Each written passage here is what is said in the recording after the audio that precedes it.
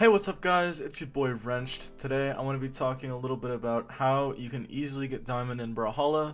I'm going to go over a couple things that some people may not know, some people do already, that can help you get diamonds. So first off is having default options. A default option is basically something that you start out doing and you do all of the time in the beginning of a game, and then you change that depending on how your opponent acts, but it's something that you always can go back to. So it's like on bow, if I hit a side air, I side light. That's what I always start out with. If I hit a side light, I D-light. That's something I always start out with. If my opponent doesn't get hit by those, it's easy for me to recognize because it's a default option. I know it doesn't hit. So it's like, okay, if they don't get hit by D-light, I'm just gonna dash N-light then. And then, you know, it's very easy to go back to and realize they're not doing what you're trying to do to hit them. So having those default options makes it easy to go back to, easy to stick with, easy to know when to change, etc. Stuff like that. But that's something people don't do often. So doing that will go a long way for you. The second thing is learning your dodge punishes. This will probably get you to platinum alone, honestly. I think so. Just being able to punish dodges goes a long way. And I can't do it right now, apparently. But yeah, no. Being able to punish dodges and being able to have hard reads that you already have labbed out, so when it shows up in game that you have to punish them, you're able to punish them, will go a long way. Sometimes one read is all it takes for you to win a game. Like, that's the difference between you winning or losing, is that one read. So having those labbed out will make it easier, it'll make it second nature so you don't have to think about it as hard. Honestly, like, you should get to the point where it is muscle memory just to be able to do these things, so that you can use your mental energy, like your ability to think in game, on more important stuff. Third, learning your dodges. Learning where to dodge out of certain things is really important, just because you want to have an optimal dodge. There's an optimal dodge for every single move, or an optimal way to get out of it, whether that's fast falling, jumping, dodging, waking up. Out of Qatar N-Light, for example, if I hit Qatar N-Light, they can immediately wake up out of that. The best dodge probably is an up dodge, right? Just because Qatars have to go out of their way to actually punish this dodge, or go for recovery, which you actually have to commit for. So it's like, if I'm just down here, oh yeah, I probably won't get anything if you're actually like existent after dodging up. On gauntlets, for example, dodging up and away out of the side light is the most optimal option. It's also something to begin with, just like another default option. It's your default dodge, something to start out with, something to go back to when you don't know what else is going to work. But don't stick with those. You don't want to stick with one certain thing, because then they'll be able to read that, and then you'll get punished even worse than if you didn't even know about that at all. But it's good to know, good to use in your gameplay. So having those default options, those default dodges, are really good. Just another thing also, this isn't something I planned on talking about, but knowing when to dodge, knowing when to jump, knowing when to fast fall out of things. There's certain things that you can jump out of that you wouldn't want to dodge out of all the time. Scythe especially, stuff like Scythe Sidelight, you can jump out of that. You don't really need to dodge because that wastes resources and it puts you in a worse off position than just jumping would be. Jumping is a resource that isn't really that punishable, so, you know, use it if you have it. And then Scythe offstage stuff you can fast fall out of. Some other stuff like Qatar N-Light you can fast fall out of sometimes, and then you don't even have to burn a dodge to get out of that. So it's also sometimes unexpected, especially in those lower ranks like Platinum, Gold.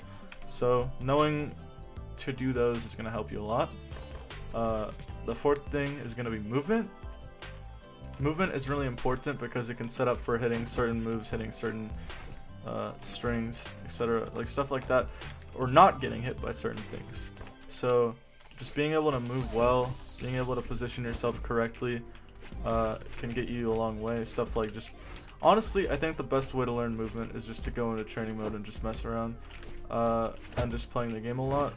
Like, you won't be able to do like all this movement stuff at the beginning. If you're on keyboard, get a mechanical keyboard. If you have a membrane keyboard, your keyboard's gonna ghost and your inputs won't be as like spot on as they should be. Controller players, I think, have a harder time with movement just because controller, I feel like, is more limiting. But honestly, it's just about preference. I just think that keyboard can do more technical stuff, especially with movement. But you'll see people like Coslicks with that movement that's just like this, and it works really well because it's on controller. So you never know. It could be one way or the other. But yeah, training mode, just kind of figuring this stuff out with dodges, trying to be deceiving with your movement so that you can open up other options. Having knowledge of the game, really important. It doesn't matter what game it is. If you don't know like certain characters' moves, you're probably going to lose to those. So just playing the game enough, or just going into training mode and looking at every legend's signatures at least once, honestly will go a long way. Or at least the more played characters, and looking where those hitboxes hit, how the move acts, like does it have active input, does it spike, etc. Stuff like that will be able to help you. If there's a stupid signature, like a really busted signature, like this signature right here is pretty good, honestly. Looking at the hitbox in training mode, looking how it acts, looking where it hits is really useful to be able to do, and it'll help you in your games against them because you'll know where they'll hit, you'll know what that move is, especially if you don't know what the move is. If you don't know what moves a character has on signature kits or even light attack kits, then you're in for trouble. You are in for some trouble.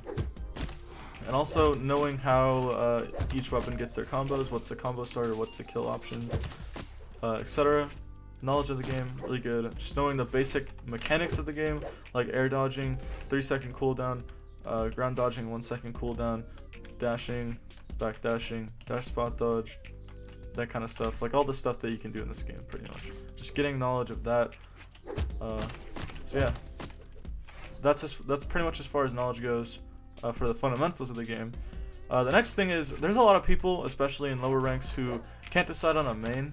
Like they'll literally just play a bunch of characters, right? And they can get really good at those characters, but at this point it's really quality over quantity. I have a level 100 Asuri and level 86 Ember, level like 60 something Lucian, and those are all characters that I'm good at. If I were playing just a bunch of different other characters instead of focusing on like 1 to 3 weapons, depending on characters, I would pick 1 main or 2 characters that you can play. For me, it's Ember and Asuri. But honestly, just being able to put all your time into those 2 characters with the matchup knowledge that you're going to get from just playing that character against every other character in the game and every other player in the game, it's going to be really useful. It's going to be a lot of knowledge. You'll be able to develop your character a lot more than if you were just playing a bunch of different legends. But I think playing other legends casually will help you get a good idea of how those weapons are played, which leads into my next thing. Watching top players. Watching top players will help you get a kind of feel for what's optimal, what's good to do, what can be done in the game, and like just who's good as well. There's some characters, like there's no really low tier character, but there are characters that are a lot better than others. For example, like Mordex would be a lot better than someone like Queen Nai or like Dash, but top players can still make it work. So it really depends. But watching top players play, seeing the decisions that they make, the options that they use, how they play, who they're playing, it's just really helpful. If they're dodging a certain way out of a thing, like if you're, for example, having trouble in the gauntlet matchup, and there's a top player who always wins against gauntlets, someone who plays gauntlets, like Sandstorm, and you watch a set with him playing against someone who has gauntlets, he's gonna dodge pretty well against that. So just seeing how he dodges against gauntlet moves, seeing how he plays around the weapon. It can also go for like if you're trying to learn stuff about your character. Like if I wanted to learn stuff about Ragnar, I'd go watch Wilson. If I wanted to go watch stuff about Thatch, I'd go watch Silly Gobi. If I wanted to learn stuff about Mordex, I'd watch Sandstorm. If I want to learn about Petra or Diana, I'd watch Boomy sets.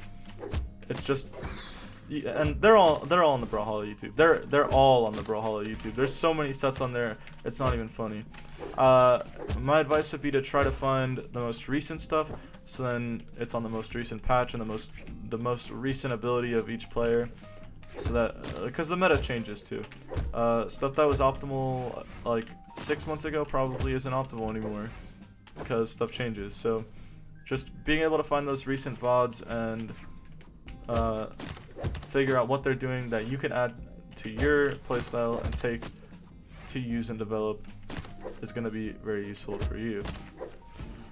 So yeah, I think that's all the tips that I have. Thanks for watching the video. I hope these are some tips that you have not heard before, or at least they help.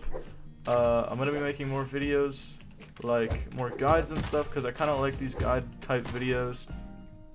So yeah, thanks for watching the video. Peace out.